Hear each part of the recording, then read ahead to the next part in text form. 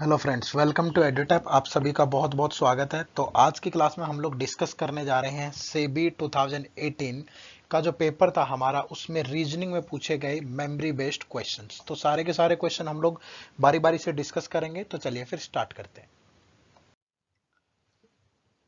तो सबसे पहला क्वेश्चन जो है हमारी स्क्रीन पे बच्चे, ये कोडिंग एंड डिकोडिंग का क्वेश्चन है। ठीक है, तो अभी तक जो आपका ओल्ड पैटर्न है उसी से ही सेबी में क्वेश्चन पूछे गए हैं, बट हमने जो हमारे कोर्सेज हैं या जो भी क्लासेस पढ़ाई हैं तो उसमें न्यू पैटर्न के बहुत सारे क्वेश्चन करवाए हैं। तो चलिए देखते हैं कि इस पैटर्न पे बेस्ड क्वेश्चन को किस तरीके से सोल्व किया जाता है। ऐसे क्वेश्चन में क्या होगा, आपको राइट हैंड साइड और लेफ्ट हैंड साइड दोनों तरफ कुछ ना कुछ कॉमन वर्ड होंगे जिनको किसी ना किसी से कोड किया होगा, बस वही सेलेक्ट करना है हमें। ठीक है, तो जैसे मैं इसको कंपेयर करूं, यहाँ पे बुक मुझे यहाँ भी दिख जाता है, यहाँ भी दिख जाता है और यहाँ भी। तो अगर मैं फर्स्ट सेकंड और थर्ड को कंपेयर करता हूं तो यहाँ पे मुझे देखो बीके बट बीके सेकंड में नहीं है, तो यहाँ पे जीके और जीके यहाँ भी है और जीके यहाँ भी है। तो मतलब बुक की जो कोडिंग हुई होगी वो किसके साथ हुई होगी, जीके के साथ। तो बुक को कोड किया गया होगा किसके साथ, जीके के साथ। ठीक है, नेक्स्ट अगर देखूं मैं फर्स्ट और सेकंड को कंपेयर करता हूं तो मेरे पास कार कॉमन है। ठीक है, कार और कॉमन वर्ड है, यहाँ पे भी कार है बच्चे और यहाँ पे भी कार है। तो यहाँ पे देखें अगर दोनों में कॉमन क्या है तो टीके कॉमन है, तो मतलब कार की कोडिंग किसके साथ हुई होगी, टीके के साथ हुई होगी। क्लियर है। अगर मैं फर्स्ट और लास्ट को कंपेयर करता हूं तो देखो यहाँ पे बाइक और यहाँ पे बाइक और बीके और एमके में से यहाँ बीके दिया गया है, मतलब बाइक की कोडिंग किसके साथ हुई होगी, बाइक की कोडिंग हुई होगी बीके के साथ। ठीक है, अब देखो फर्स्ट लाइन में क्या बच गया, ट्रेन। तो ट्रेन की कोडिंग किसके साथ हुई होगी, एमके के साथ। तो ट्रेन की कोडिंग हुई है एमके के साथ। ठीक है, अब अगर नेक्स्ट में देखें हम, चेयर और बस कहीं भी कॉमन नहीं है, तो मतलब चेयर और बस की कोडिंग एसके और केके में से किसी के साथ भी हुई होगी। तो चेयर या बस की जो कोडिंग है वो या तो किसके साथ हुई होगी, एसके के साथ या फिर केके के साथ।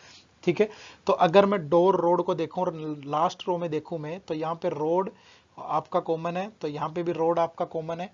ठीक है, तो रोड की कोडिंग किसके साथ हुई होगी भाई, तो यहाँ पे पीके और एके में से एके है, तो रोड की कोडिंग हुई होगी एके के साथ। रोड को कोड किया गया होगा एके के साथ। तो डोर की कोडिंग किसके साथ बच गई, पीके के साथ। तो डोर की कोडिंग हुई होगी आपकी पीके के साथ। ठीक है, तो यहाँ पे रोड और कार, तो मतलब हाउस और विंडो बच गया। तो हाउस और विंडो में से हाउस और विंडो, तो हाउस और विंडो की कोडिंग किसके साथ हुई होगी, एके और आपका बच्चे यहाँ से कार की कोडिंग टीके के साथ हुई थी। ठीक है, तो बच गया क्यूके और सीके। तो क्यूके और सीके में से हाउस या विंडो की कोडिंग किसी के साथ भी हुई होगी। ठीक है, तो इस तरीके से हमने पूरे क्वेश्चन के जो वर्ड हमें दिए थे उनके कोड्स को आइडेंटिफाई कर लिया। अब देखते हैं कि क्या क्या क्वेश्चन हमसे पूछे गए हैं। तो फर्स्ट क्वेश्चन हमारा, what is the code for book. तो बुक की जो कोडिंग हुई है वो जीके के साथ हुई है, तो ऑप्शन सेकंड हमारा राइट आंसर होगा। सेकंड की बात करूं तो KK is the code of which of the following. तो केके किसका कोड है बच्चे, तो केके या तो चेयर का है या बस का है। तो यानी कि आंसर होगा आपका ऑप्शन फोर्थ, आइदर बस और चेयर। एग्जैक्ट नहीं पता बट बस या चेयर में से किसी एक का है। नेक्स्ट देखें तो if bike train house is written as this. तो बाइक की कोडिंग हमारे कोडिंग क्या है भाई, बीके। तो बाइक की कोडिंग हुई है बीके के साथ और ट्रेन की कोडिंग हुई है एमके के साथ। तो हाउस की कोडिंग किसके साथ हुई होगी, क्यूके के साथ। ठीक है, तो अब वो कह रहा है कि road door window will be coded as. तो रोड की कोडिंग हमारे कोडिंग पीके के साथ हुई है, तो पीके यहाँ पे एक पीके हो गया भाई। और डोर की कोडिंग हमारे कोडिंग पीके के साथ हुई है, तो रोड की कोडिंग किसके साथ हुई है, एके के साथ। तो पीके एके। और विंडो की कोडिंग देखो, हाउस की कोडिंग हमें पता चल गई क्यूके है, तो मतलब विंडो की कोडिंग क्या होगी, सीके होगी। तो एके सीके पीके, तो एके सीके और पीके, यानी option third is the right answer. Clear है बच्चे। चलिए फिर नेक्स्ट देखते हैं भाई।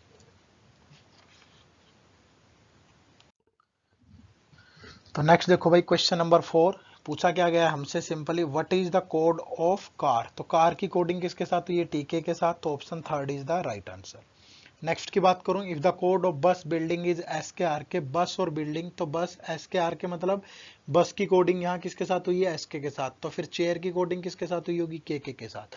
तो then what is the code for chair. तो चेयर मोबाइल, तो चेयर की कोडिंग के साथ होगी। और मोबाइल की कोडिंग, मोबाइल यहाँ पे कोई वर्ड यूज ही नहीं हुआ, तो मोबाइल के लिए अलग से एक वर्ड यानी कोई भी नया कोड होना चाहिए। ठीक है, तो यहाँ पे नया कोड क्या है, डीके। तो के और डीके आंसर हो जाएगा। बाकी सभी कोड्स यूज किए गए हैं किसी न किसी वर्ड के लिए। क्लियर है भाई। चलिए नेक्स्ट क्वेश्चन।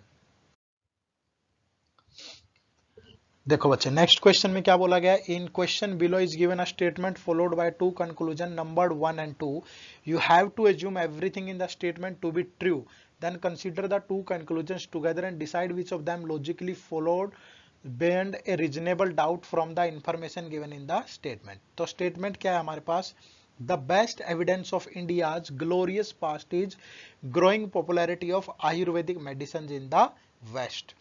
और कंक्लूजन दे रखा है कि Ayurvedic medicine are not popular in India, और सेकंड में है कि allopathic medicine are more popular in India. अब यहाँ पे आपको जो स्टेटमेंट है उसे बिल्कुल ट्रू मानना है और उसके आधार पर इनको आंसर करना है, ठीक है। तो अगर मैं यहाँ पे देखूं द पॉपुलैरिटी ऑफ आयुर्वेदिक और allopathic medicine in India is not being talked about in the statement, तो इसीलिए ना तो यहाँ पे आयुर्वेदिक जो मेडिसिन है उनकी पॉपुलैरिटी की बात हुई है, ना एलोपैथिक की बात हुई है, तो इसलिए जो आंसर बनेगा वो बनेगा ऑप्शन 4, नाइदर 1 नॉर 2। क्लियर है भाई, चलिए नेक्स्ट। नेक्स्ट देखो भाई question number 7, a statement is given followed by 3 course of action, a course of action is taken for improvement, follow up etc, read the statement carefully and pick the correct answer choice। तो statement क्या है, some newspaper have alleged that some of our eminent sportsmen offered bribe to their adversary to him to ensure victory। Course of action, the concerned sportsman should be suspended from all active participation in sports। Second है, the concerned sportsman should file a defamation suit against the newspaper। और third है, proper inquiry should be done regarding the matter. Course of action का मतलब होता है कि आपके सामने कोई सिचुएशन या प्रॉब्लम गिवन होती है, उस प्रॉब्लम या सिचुएशन को आपको खत्म करना है, रिमूव करना है। तो अगर मैं यहां पे बात करूं, the statement does not say whether the allegations are true और फॉल्स, तो इफ दे आर ट्रू तो second will not follow, if they are false तो फर्स्ट विल नॉट फॉलो। तो इसीलिए जो आंसर बनेगा as per the information given at present only third is implicit, यहाँ पे जो थर्ड है वो फॉलो करेगा सिर्फ, ठीक है। तो जो आंसर बन जाएगा आपका बनेगा फोर्थ आंसर। क्लियर है भाई, चलिए नेक्स्ट। तो given below are pair of event A and B, you have to read both the events A and B and decide their nature of relationship। You have to assume that the information given in A and B is true and you will not assume anything beyond the given information in deciding the answer। Event A, the US crushed Iraq in the Gulf War, और event B है the US had almost total international support in the Gulf War। ठीक है, तो यहां से हमें बताना है कि कोज का इफेक्ट क्या। अब आपको पता है कि कोज पहले होगा, इफेक्ट बाद में होगा। तो crushing of Iraq is an effect, ये तो बाद में होता है, पहले कुछ ना कुछ युद्ध वगैरह होगा तभी ये सब चीजें होंगी। तो यहां से मैं बोल सकता हूं कि जो ए है वो आपका इफेक्ट है और B is not its immediate and principal cause.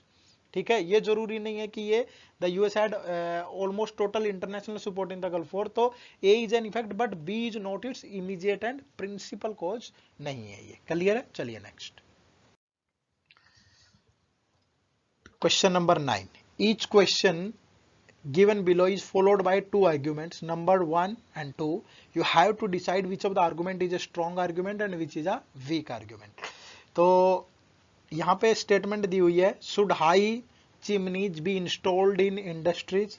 Argument 1, yes it reduce pollution at ground level, और सेकंड है no it increases pollution in upper atmosphere.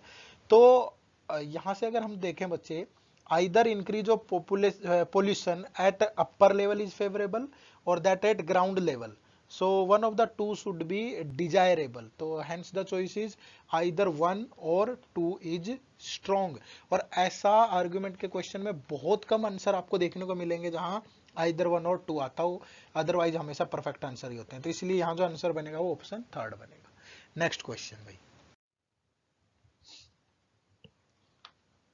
देखो बच्चे क्वेश्चन नंबर 10, ठीक है। A person is standing at point A, he start walking toward his west। अगर मैं कहूं कि वो यहाँ पे है और यहाँ से वो वॉक करना शुरू करता है वेस्ट की तरफ, एंड वॉक्स फॉर 6 मीटर, यहाँ पे 6 मीटर वॉक करता है, and reach that point B, और बी पर पहुंच जाता है। Then he takes a left turn and walk for 4 metre, यहाँ से लेफ्ट टर्न लेगा और वॉक करता है 4 मीटर, ठीक है, and reach that point C, यहाँ पे वो पॉइंट सी पे पहुंच जाता है। Then he takes a left turn and again walk for 3 metre, फिर एक लेफ्ट टर्न लेता है और 3 मीटर वॉक करता है भाई यहाँ पे, and then he takes a right turn, और यहाँ से एक राइट टर्न लेता है वो, एंड वॉक्स फॉर 3 मीटर, यहाँ से भी 3 मीटर वॉक करता है, and reach at point D, तो यहाँ पे वो पहुंच जाता है पॉइंट डी के ऊपर, which is 3 metre to the west of point E, जो डी है वो 3 मीटर वेस्ट में है किसके, ई पॉइंट के, 3 मीटर, तो ये आपका बन जाएगा। ठीक है, अब यहां से क्वेश्चन क्या है देखो, question number 10, in which of the following direction is point be with respect to point E, तो बी की डायरेक्शन क्या है, ई के विद रिस्पेक्ट में, तो बी की डायरेक्शन ई के विद रिस्पेक्ट में अगर मैं देखूंगा यहां से, तो ये वाली डायरेक्शन आपकी कौन सी होती है बच्चे, ये वाली आपकी जो डायरेक्शन होती है ये होगी नॉर्थ वेस्ट डायरेक्शन, आपकी कौन सी डायरेक्शन होगी, नॉर्थ वेस्ट हमेशा। क्लियर है, चलिए चलिए बच्चे, तो नेक्स्ट क्वेश्चन देखते हैं भाई।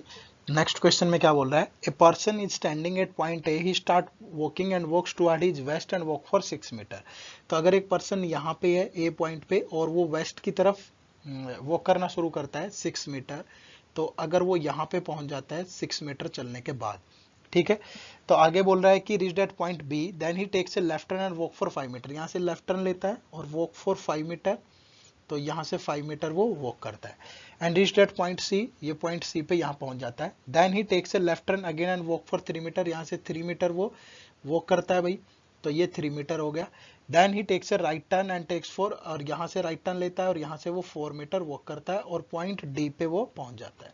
ठीक है, point E is 4 metre to the north of point F which is 6 metre to the east of point D, ठीक है, जो एफ पॉइंट है जो ईस्ट ऑफ है, डी के ईस्ट में है 6 मीटर, तो अगर मैं कहूं कि ये पॉइंट एफ है जो 6 मीटर पे है डी पॉइंट के, और point E is 4 metre to the north of point F, तो पॉइंट ई इज 4 मीटर, ये ई है जो 4 मीटर नॉर्थ में पॉइंट एफ के। ठीक है, तो अब वो हमसे पूछ रहा है कि point G is 3 metre to the west of point E, if G is 3 metre to the west of point E, अगर हम बोले कि ये G is 3 metre to the west of point E, तो then how far is point G with respect to point A, तो how far is point G with respect to point A हमें बताना है। ठीक है, अब देखो बच्चे, अगर ये 5 ये 4 है, अगर ये 4 है तो ये जो आपका डिफरेंस होगा, ये यहां से यहां तक की दूरी जो होगी ये 5 मीटर ही होगी पूरी।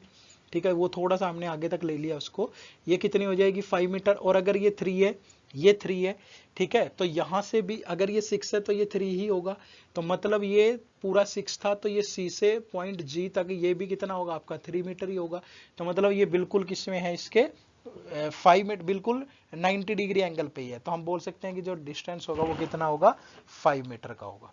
ठीक है, तो यहां से जो आंसर बनेगा तो 5 मीटर बन जाएगा। How if point G is 3 metre to the west, how point G with respect to point A, तो G with respect to point A, तो यहां से कितना बन जाएगा 5 मीटर। क्लियर है भाई सभी को? ठीक है, थोड़ा सा आप फिर से भी चेक कर लेते हैं हम इसको, अगर कहीं हमने मिस्टेक ना की हो तो। ठीक है भाई, चलिए बच्चे, तो नेक्स्ट क्वेश्चन देखते हैं भाई। नेक्स्ट क्वेश्चन आपका इनइक्वालिटी का क्वेश्चन है, in each of these question a relationship between element is shown in the statement are followed by two conclusion, तो गिव आंसर।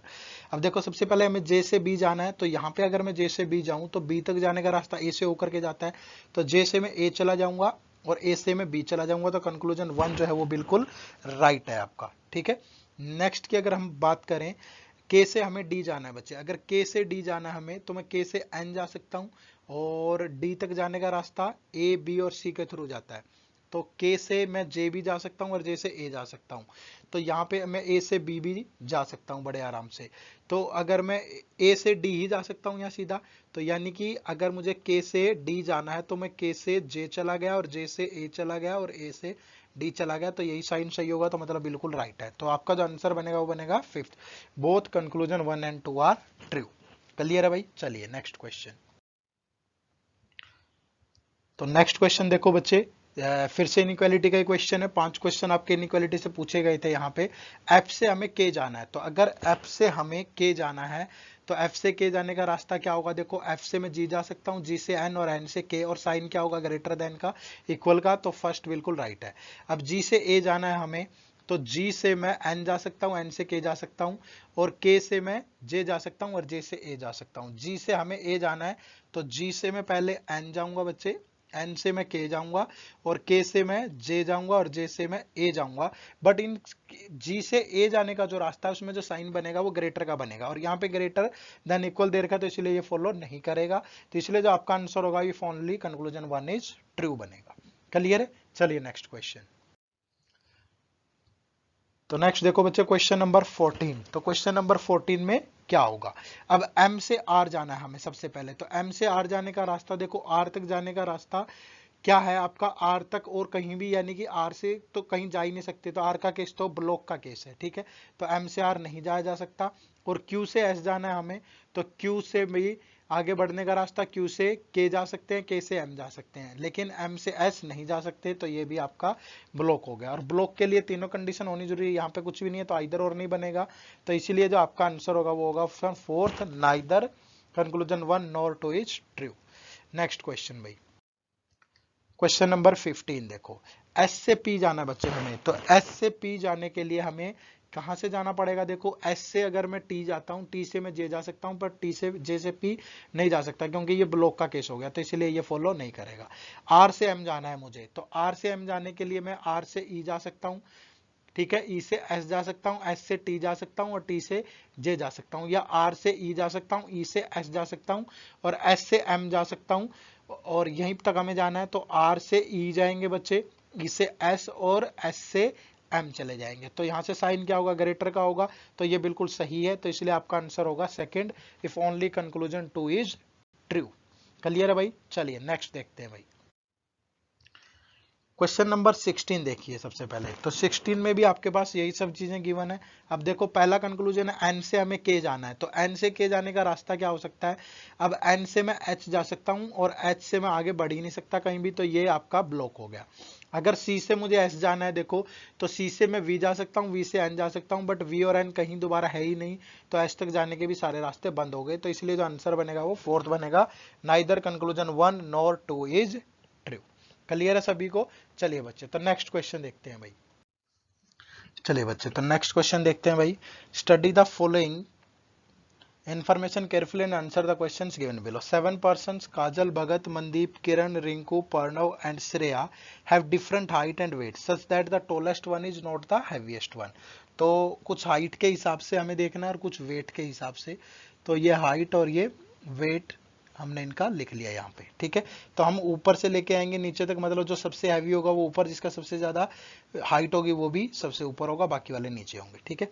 चलो देखो, तो कंडीशन क्या है कि Kiran is taller than Kajal but not heavier than Shreya. जो किरण है वो काजल से टॉलर है, तो अगर मैं यहाँ पे लिखूं, अलग अलग कंडीशन लिख लेते हैं, Kiran is taller than, Kiran is taller than Kajal but not heavier than Shreya, ठीक है। तो जो काजल है वो श्रेया से हैवियर नहीं है, तो जो श्रेया है वो हैवियर है किससे भाई, Shreya is heavier than Kajal, ठीक है।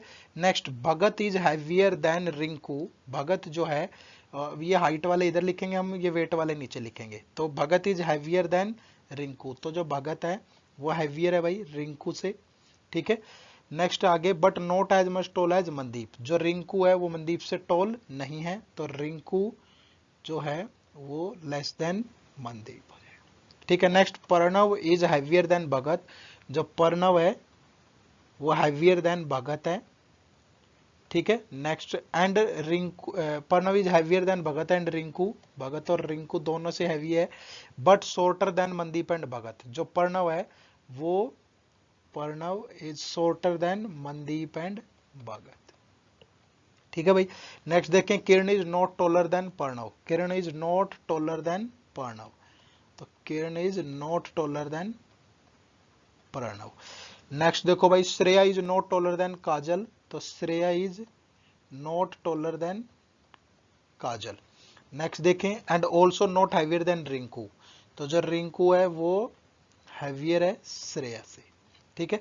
नेक्स्ट अगर देखें तो Kajal is not lighter than Mandeep. तो काजल जो हैवियर है किससे, मनदीप से, तो Kajal is heavier than Mandeep. और who is heavier than Bhagat, Mandeep is heavier than Bhagat, ठीक है। नेक्स्ट देखो, Mandeep is shorter than only 1 person. तो मनदीप की जो रैंक है वो, तो यहाँ पे इस तरीके से मैं लिख देता हूँ, सबसे हैवी वाला 1, फिर 2, 3, 4th, 5th, 6 और 7, इस तरीके से हम इनको बना देंगे। ठीक है भाई। नेक्स्ट देखो, तो Mandeep is shorter than only 1 person, जो मनदीप है वो एक ही पर्सन से शॉर्टर है, तो हाइट में तो मनदीप का जो नंबर है वो सेकंड है, यहाँ पे मैं लिख देता हूँ। ठीक है।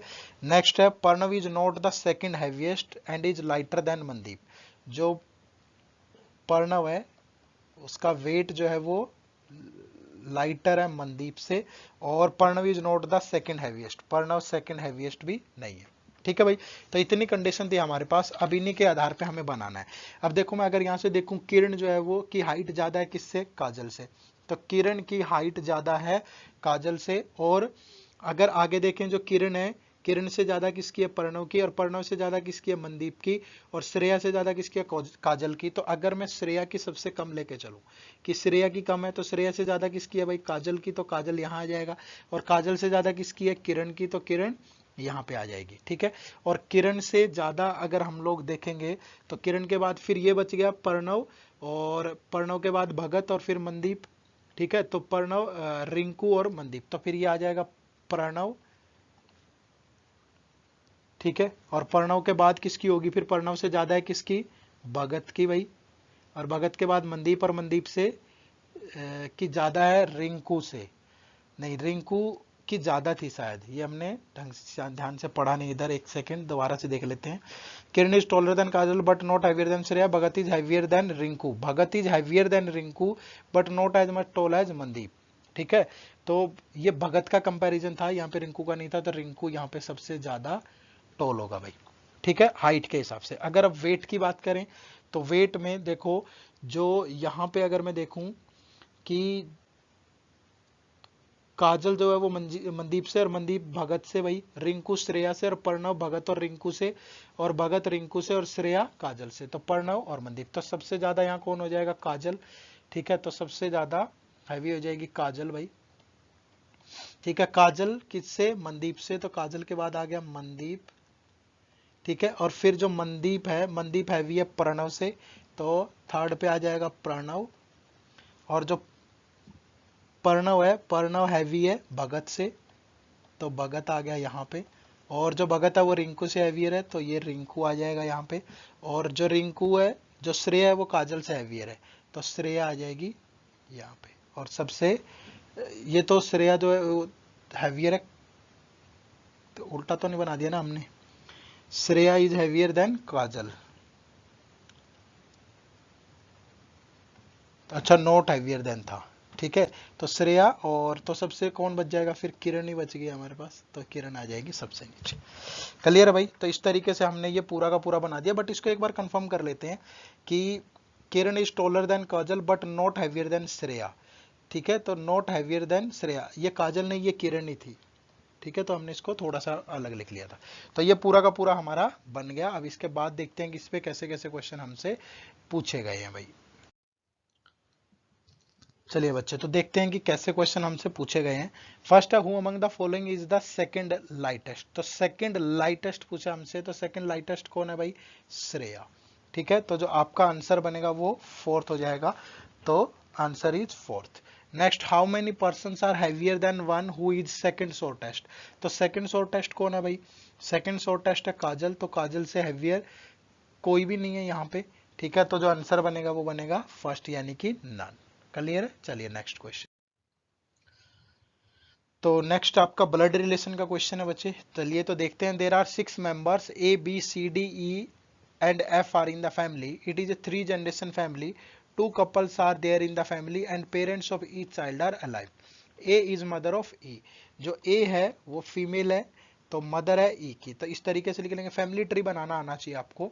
नेक्स्ट है C is mother of B, जो C है वो मदर है B की, तो मैं फीमेल को सर्कल में ले रहा हूं। ठीक है। और मेल को मैं ट्रायंगल में लूंगा। ठीक है। और जनरेशन के हिसाब से सबको, सेम जनरेशन वालों को सेम में रखेंगे। नेक्स्ट देखो, F is married to D's daughter, जो F है ये मैरिड है भाई किसके साथ, डी की डॉटर के साथ। ठीक है। तो ये बन जाएगा। अब इंडिविजुअल बना रहे हैं पहले, फिर सबको कंबाइन कर देंगे। As daughter, A is daughter of D, जो ए है वो डी की डॉटर है, and B is an unmarried male, और ई इज सन ऑफ ए, जो ई है वो सन है ए का। ठीक है, ये बन गया भाई। अब मैं इसको कंबाइन कर सकता हूं, ये ए है आपके हमारे पास, थोड़ा सा इसको नीचे बना लेते हैं, ए है और ए का जो बेटा है वो ई है भाई, ठीक है। और फिर उसके बाद देखें तो जो ए है वो डॉटर है किसकी, डी की डॉटर है, तो A is the daughter of D, ठीक है। अब जो डी की बेटी है ए की शादी हो रखी है किसके साथ, एफ के साथ भाई, ठीक है। नेक्स्ट, तो अब देखेंगे जो सी है वो बी, जो बी है वो सी है, sorry, C is the mother of B, यहां पे बोला गया था C is the mother of B. अब अगर दो मैरिड कपल है और C is the mother of B, और बी क्या है, एक बी इज अनमैरिड मेल, तो यानी कि ए और एफ की तो शादी होगी, मतलब डी और सी की शादी हुई होगी, फिर डी और सी एक कपल होंगे।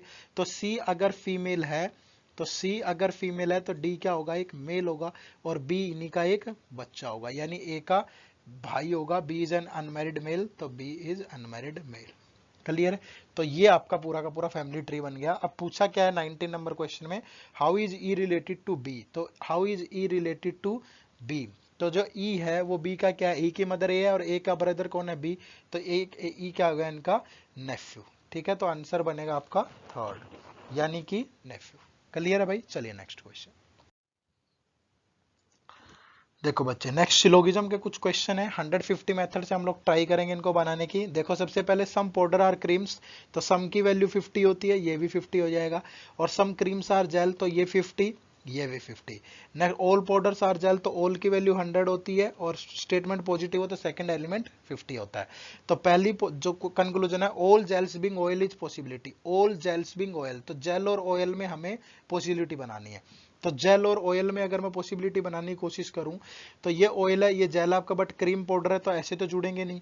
तो पाउडर और क्रीम यानी इन दोनों को अगर मैं जोड़ दूं, तो दोनों में से एक जो भी कंबाइन कर रहे हैं, जो कॉमन टर्म है उनका सम 150 होना जरूरी है, तो 150 ये कंबाइंड हो जाएंगे, बट क्रीम और ऑयल को जोड़ूंगा तो ये 50-50 हो गया, और 50-50 के केस में सारी पॉसिबिलिटी ट्रू होती है हमेशा, तो कंक्लूजन 1 तो यहाँ पे फॉलो करेगा, ठीक है। सेकंड देखें, at least some oil are cream, तो सम ऑयल्स आर क्रीम, तो at least some oils are cream, तो सम ऑयल्स आर क्रीम, ये देखो, तो पाउडर पाउडर कैंसिल हो गया, क्रीम और ऑयल से बन जाएगा, तो ये भी बिल्कुल सही होगा आपका, तो आंसर बनेगा fifth, both conclusion 1 and 2 follow.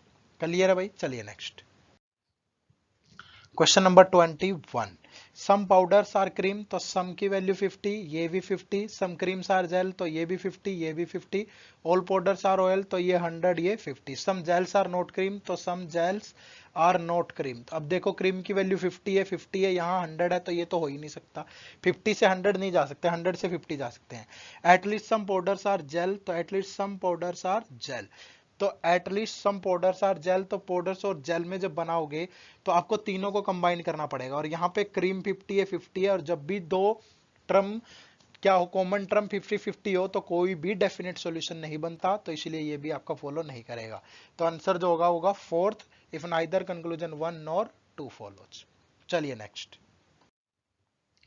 देखो बच्चे, next question, no metal is a paper, no metal, तो नो की वैल्यू 100 होती है भाई, ये भी 100 होगा, ऑल एलोइज आर वुड्स, तो ये 100 और वुड्स 50 हो जाएगा, सम मेटल्स आर वुड, तो ये 50, ये भी आपका 50, तो at least some alloys are metals, तो at least some alloys are metal, तो एलोय और मेटल में जब भी आप रिलेशन बनाओगे, देखो अगर आप मेटल मेटल यहाँ पे है, ठीक है, लेकिन अलोय सेकंड में, तो वुड वुड 50-50 हो गया, तीनों को कंबाइन करेंगे, और ये एक पॉजिटिव कंक्लूजन है, यहां से नेगेटिव बनेगा, तो नेगेटिव से पॉजिटिव नहीं जा सकते, इसलिए ये रॉन्ग हो गया।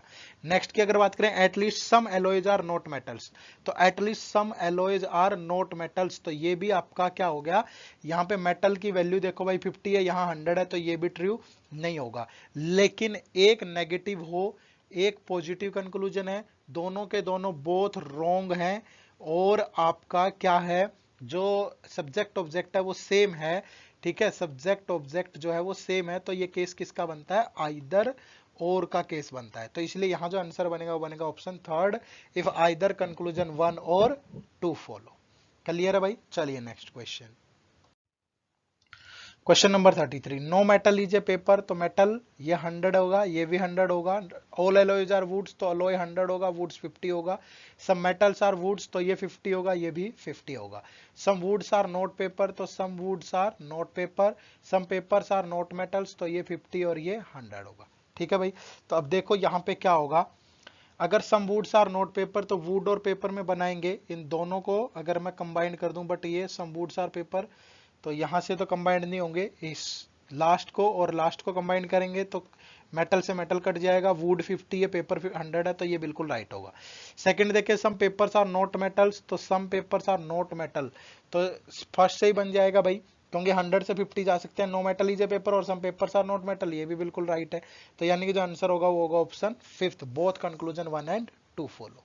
क्लियर है। चलिए next question. Question number 24, all pens are books, तो ऑल की वैल्यू 100 होगी भाई, बुक्स 50 हो जाएगा। सम बुक्स आर कॉपीज, ये 50 होगा, ये भी 50 होगा। नो कॉपीज ए कवर, ये 100 होगा, तो ये भी 100 होगा। सम पेन्स आर कॉपी, ये 50, ये 50। No cover is a copy, तो ये 100 और ये 100। क्लियर है। अब हमें बताना है कि यहाँ पे कौन सा सही होगा। तो अगर फर्स्ट को देखें, सम पेन्स आर कॉपी, तो पेन और कॉपी में अगर आपको रिलेशन बनाना है तो पेन और बुक, बुक और कॉपी। अब देखो, पेन और कॉपी पे जाना है हमें, तो पेन फर्स्ट वाली में है और कॉपी जो है आपका सेकंड में है। तो बुक से बुक, ये 50-50 हो गया, तो मतलब जब भी कॉमन टर्म 50 हो जाए तो वो रॉन्ग होता है आपका हमेशा, तो इसलिए ये फॉलो नहीं करेगा यहाँ पे। No cover is a copy, अब no cover is a copy या no copy is a cover, ये तो बिल्कुल सेम ही बात है, तो ये बिल्कुल राइट होगा आपका, तो इसलिए आंसर जो बनेगा वो बनेगा second, conclusion second follow. Next, तो ये एक अल्फा न्यूमेरिक सीरीज का क्वेश्चन है बच्चे, देखते हैं इसको किस तरीके से सॉल्व करेंगे। The following questions are based on the 5 3 digit numbers given below, 1 2 4 3 2 7 4 6 1 5 3 2 3 1 4 1 6 7 2 3। What will be the resultant if the second digit of the second highest number, second digit of the second highest number। तो पहले तो यही देखो, second digit of the second highest number, तो 723 के बाद कौन है, 465 है। Is second digit of the second highest number यानी कि 6 is divided by the third digit of the highest number, highest digit का थर्ड डिजिट क्या होगा, 3, तो 6 को 3 से डिवाइड करेंगे कितना आ जाएगा, 2, तो आपका ऑप्शन होगा सेकंड। क्लियर है भाई सभी को। चलिए तो नेक्स्ट देखते हैं बच्चे। नेक्स्ट क्वेश्चन भाई, देखो बच्चे अब क्या दिया हुआ है, सबसे पहले इंफॉर्मेशन पढ़ लेते हैं। There are 8 friends ABCDEFGH which have birthdays in different month of same year. These months are March, February, April, May, August, June, January and July. They live on different floor of 8-story building. First floor is ground floor and 8th floor is topmost floor. ठीक है, तो यहाँ पे जब भी floor वाली puzzle आपको दिखे तो सबसे पहले फ्लोर, और 8 फ्रेंड है तो यहाँ हमने फ्रेंड ले लिया और ये मंथ ले लिया हमने। ठीक है, तो इनको इस तरीके से डिवाइड भी कर देंगे, और 8 सबसे टॉप है, फिर 7, फिर 6, फिर 5, फिर 4, 3, 2 और 1, इस तरीके से वो रह रहे हैं। ठीक है, the one who lives on odd numbered floor above third floor has birthday in February. तो यानी कि जो थर्ड फ्लोर से ऊपर दो ही है, 7th और 5th, तो या तो इसका बर्थडे फरवरी में है या इसके बर्थडे फरवरी में, क्योंकि थर्ड से ऊपर तो दो ही ओड होंगे, 5 या 7। ठीक है भाई, नेक्स्ट देखो, there is one floor between the one who has birthday in February and C. अब फरवरी और सी के बीच में दो है, एक फ्लोर है। ठीक है, अब आपको एक को लेकर के चलना पड़ेगा, या तो 7th पे फरवरी ले लो या 5th पे ले लो फरवरी, जिसका फरवरी में बर्थडे है। तो मैं अगर 7th वाले को ले लूं, अगर इस पॉसिबिलिटी सही नहीं हुआ तो दूसरे से ले लेंगे। तो अगर इसको छोड़ के इसको ले लें तो इससे ऊपर तो कोई बनेगा नहीं, तो सी की पॉसिबिलिटी यही होगी कि सी 5th फ्लोर पे होगा भाई, क्योंकि उसने बोला है कि एक ही फ्लोर है दोनों के बीच में। नेक्स्ट है, F has birthday is in 30 days month. जो एफ का बर्थडे है वो 30 डेज मंथ में है। ठीक है, तो अब यहाँ पे 30 डेज मंथ देखो, एफ का बर्थडे, अब अगर मैं बात करूं, मार्च 31 होता है फरवरी, अप्रैल अप्रैल 30 का होता है, मई, जून, जून आपका, जून, जुलाई, अगस्त, और तो आपका जून आपका 30 का होता है। तो एफ का बर्थडे या तो अप्रैल में है या आपका एफ का बर्थडे जून में है। ठीक है, दो ही पॉसिबिलिटी होंगी भाई। ठीक है। नेक्स्ट देखो, there is no floor between A and the one who has birthday in June. तो ए और बर्थडे के बीच में कोई भी जून वाले बर्थडे के बीच में कोई भी फ्लोर नहीं है, तो ए और जून एडजेसेंट होंगे, बिल्कुल क्लियर है भाई। चलिए नेक्स्ट आगे देखते हैं भाई। सी has not born in June, जो सी है वो जून में बोर्न नहीं हुआ, but in that month which has 30 days. तो मतलब सी जो है, एक तो ये बात भी क्लियर होगी हमारी कि सी फरवरी में नहीं है, ठीक है, और सी का 30 वाले में हुआ बट जून नहीं है, तो सी किस में हुआ होगा, अप्रैल में। तो यहां आ जाएगा आपका अप्रैल, ठीक है। तो एफ का पता चल गया, एफ किस में है, जून में, दोनों चीजें क्लियर होगी। Next, C lives below from the one who has birthday in February but not on third floor, ठीक है। तो बर्थडे सी फरवरी वाले से नीचे रहता है बट थर्ड पे नहीं रहता, तो ये ऑलरेडी डन है। A does not live on 6 and 8, तो ए जो है ना तो 8 पे रहता है और ना ही 6 पे रहता है, ठीक है। नेक्स्ट देखें तो there is 3 floor between the one which has birthday is in April and August. तो अप्रैल और अगस्त के बीच में 3 फ्लोर है, तो अगर अप्रैल से ऊपर देखूं 1 2 3, तो उससे ऊपर तो कोई है ही नहीं, तो मतलब 1 2 3, तो इसका बर्थडे जो है वो अगस्त में है, जो फ्लोर नंबर 1 पे रहता है। E lives just below from top floor, तो ई टॉप फ्लोर से नीचे रहता है, तो ई यहां पे आ जाएगा। And the one which has birthday is in March lives on just below from the one which has birthday in February। तो फरवरी से नीचे कौन रहता है, मार्च वाला भाई, तो यहां मार्च आ जाएगा, ठीक है। H lives immediate above from G, जो H है वो G से immediate above रहता है। There is one floor between the one which has birthday in January and March, जनवरी और मार्च वाले के बीच में 1 फ्लोर है, तो जनवरी यहां भी हो सकता है भाई, और जनवरी यहां भी हो सकता है, ठीक है, देख लेंगे दोनों में जो पॉसिबिलिटी सही होगी। But the one which has birthday is in January does not live on 4th floor, तो 4th फ्लोर पर नहीं रहता, मतलब जनवरी यहां नहीं है, ठीक है, तो जनवरी यहां पे होगा। बी लीव्स बिलो फ्रॉम ई, जो बी है वो ई से नीचे रहता है, तो मतलब ई की पॉसिबिलिटी यहीं कहीं होगी, तो बी जो है वो ई से नीचे रहता है बट इमीडिएट नहीं है। Next, the one which has birthday in July lives below the floor from F, तो जुलाई वाला एफ से नीचे रहता है भाई, ठीक है। A lives above the floor to that person who has birthday in June, जो ए है वो जून वाले से ऊपर रहता है, ठीक है। अब ये पॉसिबिलिटी हमें बनानी है, देखते हैं कि किस तरीके से बनेगी, ठीक है। तो अगर मैं बर्थडेज को ही देखूं, अब जो जुलाई वाला है, ए और जून एक साथ रहते हैं, अगर ए और जून एक साथ रहते हैं, तो अगर मैं बोलूं कि ये ए है यहाँ पे, तो जून की पॉसिबिलिटी ये हो जाएगी भाई, ठीक है। और जो जून है, क्योंकि ए जून से ऊपर रहता है और दोनों एडजेसेंट भी है, तो यही पॉसिबिलिटी बनेगी। अब जो जुलाई में है, एफ जो है वो जुलाई से अबव रहता है, तो जुलाई की पॉसिबिलिटी यहां तो हो ही नहीं सकती, तो जुलाई की पॉसिबिलिटी यहां आ जाएगी, और एफ जुलाई से अबव है, बट कहाँ है ये नहीं बताया, हो सकता है कि यहीं पे हो, और तो कहीं पॉसिबिलिटी बनेगी नहीं इसकी। एच और जी इमीडिएट अबव, जो जी है वो एच के इमीडिएट अबव है, तो यहां तो पॉसिबिलिटी हो नहीं सकती, तो ये एच हो गया, ये जी हो गया आपका, यहीं पे बनेगी। तो एक मंथ बच गया हमारे पास जून, तो ये हो जाएगा जून, क्योंकि ए एफ जो है जून में है भाई, एफ जून, जून तो हो गया, ये बच गया हमारे पास मई, ठीक है, इसको थोड़ा सा मिटा देते हैं हम। तो यहाँ पे जो मंथ बचेगा वो बचेगा मई, ठीक है। और पर्सन कौन बच गया, ए यहाँ भी नहीं है, यहाँ भी नहीं है, तो ए का तो हो गया भाई, तो कौन बच गया, डी और बी, तो डी आपका यहाँ पे आ जाएगा और बी आपका यहाँ पे आ जाएगा, ठीक है। क्योंकि जो बी है वो ई के नीचे रहता है, तो बी ऊपर तो हो नहीं सकता, इसलिए बी नीचे ही होगा, तो डी ऊपर चला जाएगा। कहीं ये सोचो कि डी और बी में से कैसे पता चला हमें, क्लियर है। तो ये हमने पूरा सोल्व कर लिया, अब इस पे बेस्ड क्वेश्चन देखते हैं बच्चे। चलिए बच्चे, तो अब इस पे बेस्ड क्वेश्चन देखते हैं। तो पहला क्वेश्चन क्या है हमारा, who among the following has birthday in May, तो मई में किसका बर्थडे है, ए का, तो option 4th is the right answer. Who among the following lives on second floor, तो सेकंड फ्लोर पे कौन रहता है, एच रहता है, या जिसका बर्थडे जुलाई में है, तो first is the right answer. Next देखो 28, which one has birthday in July, तो जुलाई में किसका बर्थडे, एच का, तो option 3rd is the right answer. Who among the following lives on top most floor, तो टॉप मोस्ट फ्लोर पे कौन रहता है, डी, तो option 2nd is the right answer. Next question देखो भाई, how many person live between B and F, तो B और एफ के बीच में कितने पर्सन रहते हैं, ये बी है, ये आपका एफ है, तो 2 पर्सन रहते हैं, तो option 1st is the right answer, clear है। चलिए नेक्स्ट क्वेश्चन देखते हैं भाई। तो नेक्स्ट 31 टू 35 नंबर क्वेश्चन, ये भी एक पजल पे बेस्ड क्वेश्चन थे। सीटिंग अरेंजमेंट बोल सकते हैं हम इसको।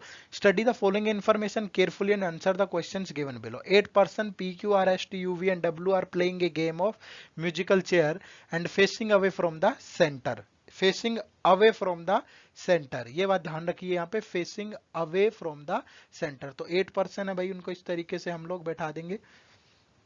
थोड़ा सा इसको मैं ऊपर की तरफ बना देता हूं इस तरीके से, ठीक है। अगर ये 8 पर्सन है, facing away from the centre है, समझाने के लिए मुझे थोड़ा सा टाइम लग रहा है आपको, बट आपकी प्रैक्टिस अच्छी होगी तो इजी ही पूछी गई थी ये पजल्स वगैरह, तो आप बड़े आराम से बना सकते थे, ठीक है।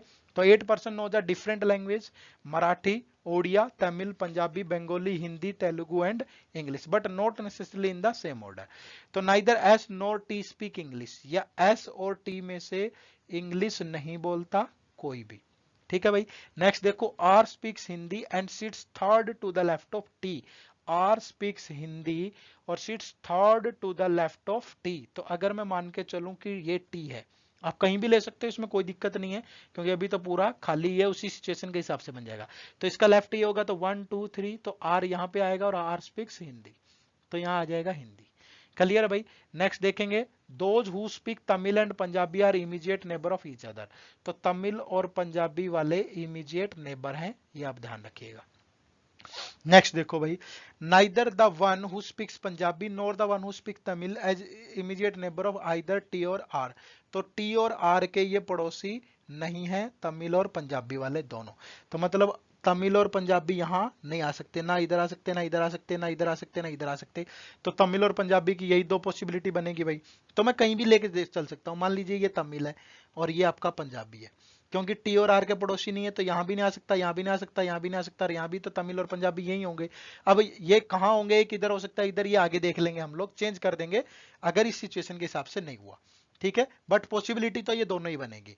The one who speak Punjabi sits on the immediate left of Q. अगर ये पंजाबी वाला इमीडिएट लेफ्ट ऑफ क्यू, तो ये क्यू होगा यहाँ पे भाई, क्योंकि इसी का इमीडिएट लेफ्ट कौन है, क्योंकि फेसिंग अवे है, तो ये बनेगा। हु स्पीक्स ओडिया, तो क्यू स्पीक्स ओडिया, ठीक है। Those who speak Telugu and English are immediate neighbour of each other. तो तेलुगु और इंग्लिश वाले इमीडिएट नेबर है, तो तेलुगु और इंग्लिश वाले इमीडिएट नेबर है, और एस और टी वो नहीं है, ठीक है। तो ये एक पॉसिबिलिटी होगी। आगे देखते हैं जाके फिर क्या होगा। P speaks Telugu and is not an immediate neighbor of the one who speak Hindi. P speaks Telugu और हिंदी का नेबर नहीं है, तो P या तो यहां हो सकता है या यहां हो सकता है, ठीक है। इन दोनों में से कहीं भी हो सकता है भाई। तो P की पॉसिबिलिटी या तो यहां की है या P यहां भी हो सकता है, तो दोनों में से किसी भी हो सकता है। और P speaks तेलुगु, तो अगर मैं यहीं लेके चलूं तो ये हो गया तेलुगु आपका, ठीक है। Telugu is not an immediate neighbour of the one who speaks Hindi, Hindi का नेबर नहीं है बस। V sits third to the left of the one who speak English. अब वी जो है वो इंग्लिश वाले के थर्ड लेफ्ट में है। अब एस और टी में से इंग्लिश है नहीं, ठीक है। तो एस और टी में से इंग्लिश नहीं है, तो इंग्लिश वाला कहां हो सकता है, तो एस और टी में से इंग्लिश नहीं है। अब ये पॉसिबिलिटी थोड़ी सी देखनी पड़ेगी हमें। नेक्स्ट देखते हैं, चलो। Only you sits between the one who speak Punjabi and Marathi. You speaks Punjabi and Marathi, तो ये अगर ये पंजाबी है मराठी यहां तो हो नहीं सकता, तो मतलब यहां कौन है जो मराठी बोलता है भाई, तो यहां मराठी वाला आ गया। और ओनली यू सिट्स दोनों के बीच में, तो मतलब यू तमिल बोलता है भाई, ठीक है। तो लास्ट से ये पता चल गया। अब बात रहेगी कि इसकी एस और टी इंग्लिश नहीं है, तो मतलब फिर एस यहां तो हो नहीं सकता, तो एस और टी इंग्लिश नहीं है, तो एस मराठी वाला होगा भाई। तो यहां बच गया कौन, जो इंग्लिश बोलता है। और इंग्लिश कौन बोलता है, डब्ल्यू, क्योंकि एक ही पर्सन बचता है हमारे पास। तो अब एक लैंग्वेज रहेगी कौन सी, बंगाली। तो टी क्या बोलता होगा, बंगाली बोलता होगा, ठीक है। तो बिल्कुल इजी था, सभी को बड़े आराम से बना लिया हमने, बल्कि इतना टाइम भी नहीं लगता पेपर में अगर आप इसको बनाते, ठीक है। चलिए तब इस पे बेस्ट क्वेश्चन देखते हैं। तो फर्स्ट क्वेश्चन देखो भाई क्या है हमारा, who among the following speak English. तो इंग्लिश कौन बोलता है, डब्ल्यू, तो यानी कि option second is the right answer. Next देखेंगे 32, how many persons are there between those who speak Punjabi and Telugu. तो पंजाबी और तेलुगु के बीच में कितने पर्सन है भाई, ये पंजाबी है ये तेलुगु है, तो दोनों साइड से, चाहे राइट से देख लो चाहे लेफ्ट से, 3 पर्सन है, तो option third is the right answer. Next, who among the following is sitting third to the left of the one who speak Tamil.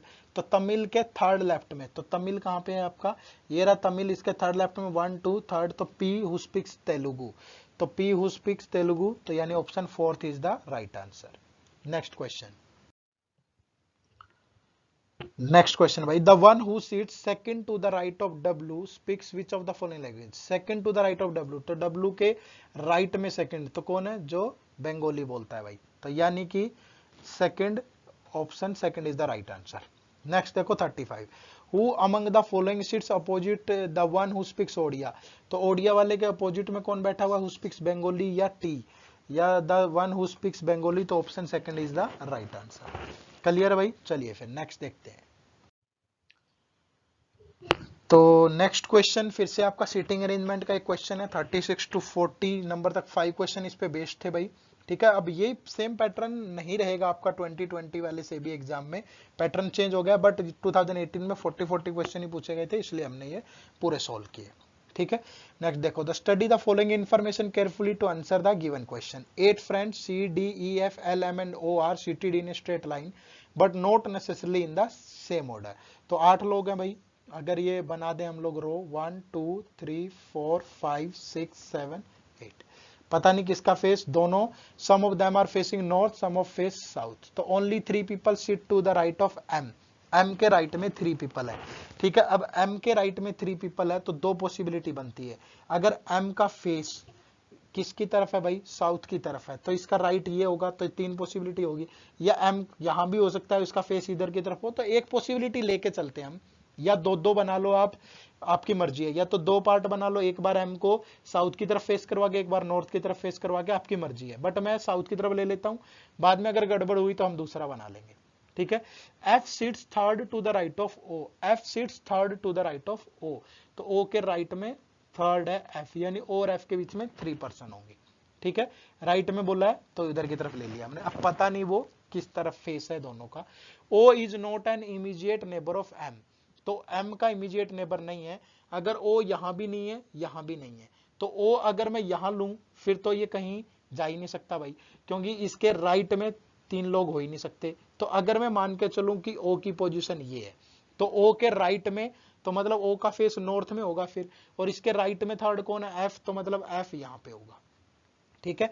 अब एफ का फेस किस साइड है ये अभी हमें कंफर्म्ड नहीं है, बट हमने ले लिया कि ओ का फेस इधर है, क्योंकि और पॉसिबिलिटी बचती नहीं, ओ को यहां लेता तो फिर ये यहां भी एम का नेबर नहीं है, तो यहां होता तो इधर तो बनता ही नहीं फिर किसी भी तरीके से, ठीक है।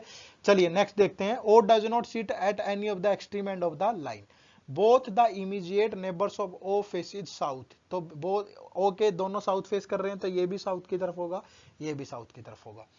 D seat second to the right of N, जो डी है वो एन के राइट में सेकंड है भाई, ठीक है। अब देखते हैं कि आगे क्या पॉसिबिलिटी होगी। As many people seat between M and D as between M and L, तो एम और एल के बीच में उतने पर्सन है जितने एम और डी के बीच में है, तो एम और एल, एम और डी। अब ये नहीं पता ना कि एम अगर यहाँ पे है तो एम और एल, यानी एल या डी में से एक यहाँ पे होगा भाई, और एल या डी में से एक यहां पे होगा। अब एग्जैक्ट कौन है ये हमें नहीं पता, ठीक है।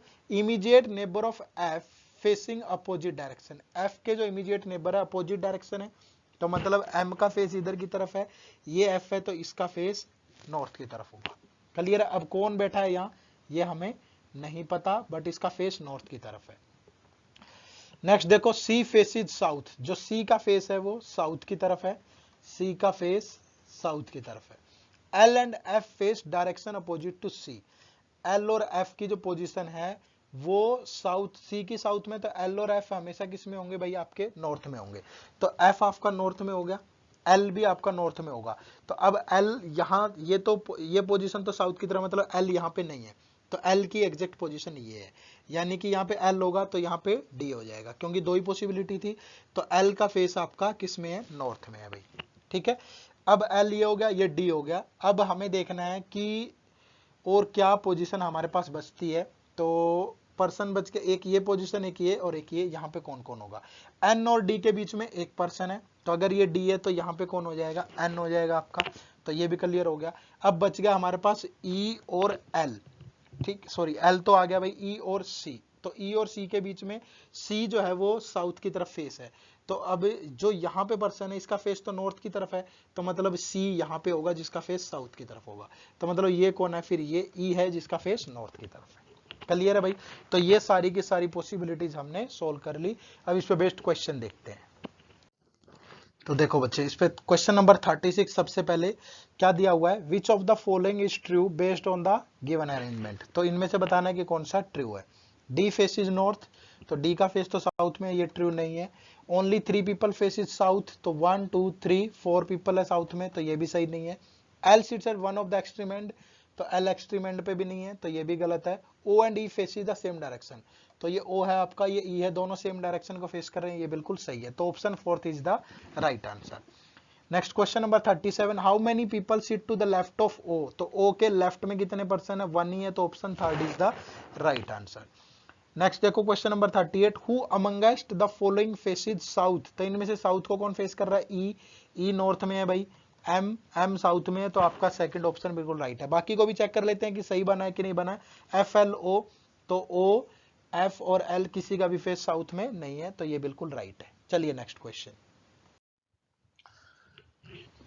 क्वेश्चन नंबर 39 देखो बच्चे, who amongst the following sit second to the left of E, L, तो एल के सेकंड लेफ्ट, तो एल के सेकंड लेफ्ट कौन होगा, एफ, तो option second is the right answer. Next देखो question number 40, who amongst the following represent the person sitting at extreme end of the line, तो कौन है, सी और डी, तो option second is the right answer. Clear है भाई? चलिए, तो थैंक यू वेरी मच, आप सभी का बहुत बहुत शुक्रिया भाई, इस लेक्चर को, इस सेशन को इतना जोश और प्यार के साथ देखने के लिए। ठीक है, तो अगर आपको अच्छा लगा और आपको पता चला कि किस टाइप के क्वेश्चन और क्या सही अप्रोच होती है क्वेश्चंस को सोल्व करने की, तो इसे ज्यादा से ज्यादा लाइक करिए, शेयर करिए, और अगर आप हमारे चैनल पर नए हैं तो आप एडुटैप को सब्सक्राइब कर लें। और किसी भी कोर्स की आपको इन्फॉर्मेशन चाहिए उसके रिगार्डिंग कोई भी क्वेरी है तो आप 8146207241 पे हमें कॉल कर सकते हैं, या hello@edutap.co.in पे हमें मेल कर सकते हैं। और हमारे किसी भी कोर्स के बारे में जानना है तो आप हमारी वेबसाइट www.edutap.co.in विजिट कर सकते हैं। क्लियर बच्चे? चलिए, तो मिलते हैं फिर अगले सेशन में एक नए कुछ क्वेश्चंस के साथ। थैंक यू वेरी मच, आप सभी का बहुत बहुत शुक्रिया।